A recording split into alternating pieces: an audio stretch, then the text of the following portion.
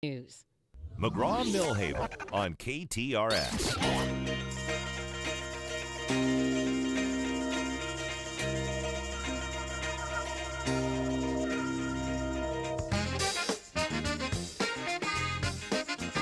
Hey, we're back.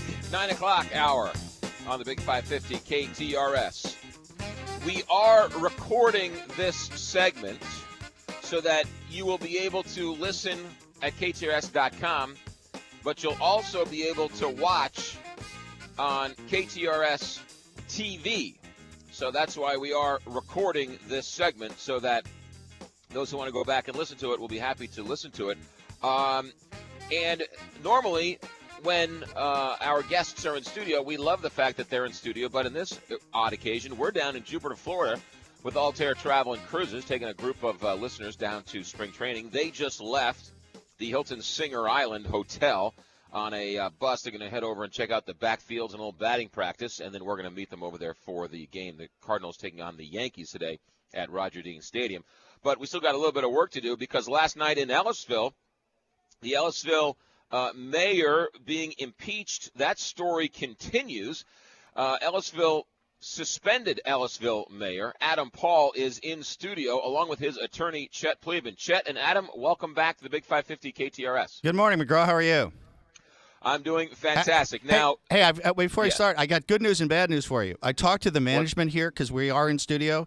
They said The good news is you can stay down in Florida a little longer. The bad news is, McGraw, I saw them taking your desk out here. And as a matter of fact, Adam and I helped. We each carried a chair. I don't know what that's about, but if you want me to intervene, let me know. Well, which is nice is I can just hire you to sue them. So stick around and find out what you can. All right, guys, before we get to some of your own news, let's recap and explain what happened last night. I'll let either one of you start, but it looks like, Adam Paul, you were originally accused of swearing and drinking on the job. The swearing you admitted to, the drinking you did not, but those charges have been dropped. Explain what is going on here. Well, last evening we attended the meeting, McGraw, and we got a copy of the agenda. And lo and behold, it was the last item on the agenda. The city attorney made an announcement that the special counsel that they appointed to handle this case had reviewed the allegations and determined that the drinking allegation and the profanity-type allegation were not impeachable offenses, and therefore those two allegations were dismissed. We didn't know that, frankly, that was going to occur. Once again, it's kind of trial by ambush in the city of Ellisville. Normally, wouldn't they necessarily go to a special counsel first and come up with impeachable reasons before? I mean, it sounds like they put the cart before the horse in this situation. Well, remember how all this happened. First of all, they have a charter review committee, and so any allegation that alleges a violation of their city charter goes necessarily in the first instance to this charter review committee for investigation and for review. They make a determination as to probable cause, and then they make a recommendation to the full council as to whether or not those alleged charter violations have probable cause to go forward.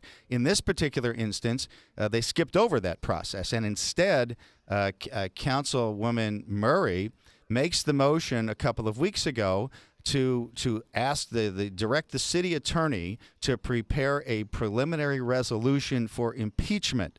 That gets a 5-2 vote. I'm standing there dumbfounded because nobody knows what is going to be in that preliminary resolution, including Adam Paul, who asks the question, and Adam can tell you this better than I can, but he asks the question, what are you accusing me of? Well, she couldn't answer that question because she didn't know. It was the city attorney who ultimately drafted 11 pages worth of allegations that date back almost a year ago. The drinking allegation, for example, dates back to the summer of 2012. Now, you're going to tell me that a mayor is sitting in public meetings consuming vodka, which is colorless and odorless, but consuming vodka in a public meeting, in the summer of 2012, and you wait until February or March of 2013 to raise this issue, and you do it in the context of an impeachment proceeding to remove him before the April 2nd election coming up in 2 weeks, when you know that council is going to change. Something wrong here. So a resident of Ellisville wants to know why the city council is impeaching Mayor Paul. What are the allegations? What is the reason to overturn an election from last year? What are they saying he did that is so offensive that it deserves impeachment? Well, the drinking part's out. The profanity is out. They accused my partner, who was tossed out of one of their meetings because she was asking questions. That allegation apparently is out. And so you have such things as Adam asked if he could have a mayor's badge. That's an impeachable offense. He asked, for example, he was questioning whether or not the city attorney needs to be changed. That's an impeachable offense, apparently, in the city of Ellisville. Actually, these allegations drafted by the city attorney, who obviously has a financial interest in this. And so one of the allegations is that he tried to see if the city attorney could be removed. So things like, just silly stuff like that. By the way, this is kind of interesting. Last night, and Adam can address this better than I can, but last night at the meeting, they hired, if you can imagine this, a public relations firm. They're going to pay that public relations firm, I think, like in excess of $400 an hour. I guess to clean up the mess that they created. I cannot imagine this being any worse in the city of Ellisville. And I can't imagine, if you were living in the city of Ellisville, just what those poor people are thinking at the moment. Now, in the newspaper today, Stephen Deary from the St. Louis Post-Dispatch is quoting City Manager Kevin Bookout, who's a new name in this, saying that this hiring of a public relations firm has absolutely nothing to do with this current situation. And if you believe that, then I've got some oceanfront property in Topeka, Kansas that I'm willing to sell you at a reduced rate. There you go. Fair enough. There you go. All right. You could say anything. You could say anything. That's what they do. They just say anything. Whether or not it's factually accurate, they just say it. They also say that in these last two meetings this week and the last one, it seems, Adam Paul, you have had an overwhelming amount of support from the community in these meetings, but they also say in today's St. Louis Post-Dispatch that is not a true representation of the people of Ellisville. Yeah, that's definitely not true. I listened to, again, probably about 3 dozen members of the public and residents come up and speak in support of me. A lot of them I've never even met or spoken with previously. And, to get that kind of support with the kind of allegations that they came up with regarding impeaching me or removing me from office is it's a really good feeling because, I've spent hundreds, if not thousands of hours doing exactly what I'm supposed to do, and that's represent the will of the people. And to have these allegations come out, making me look like a monster is terrible. It's not only terrible for me, it's terrible for my family. I've got 2 children. My wife's a stay-at-home mom. Not a lot of people know this, but the mayor is a part-time job, full-time responsibility. And it also affects my day job to have allegations like this, especially with the drinking on the job as an elected official. That affects my livelihood. It affects any future career path. Even if I had future political aspirations, that's essentially smeared any hopes to move forward, and be able to also represent the people. 44% of me, or of the residents of Ellisville, voted me as mayor. And if you remove me and suspend me for 45 days, I won't have a vote to be able to answer those residents' complaints or concerns from now and potentially permanently. So you can imagine how it's been, the last month. I don't know if you have been drinking on the job, suspended Mayor Adam Paul, but one would have to ask if the city council has been drinking on the job. Chet Pleban, you have some news you want to share with all of us here. What have you been doing to try and clear your client's name? Well, a couple of different things. We've asked for subpoenas so that we could take some depositions of whatever witnesses they claim to have who will offer evidence during the trial of this matter.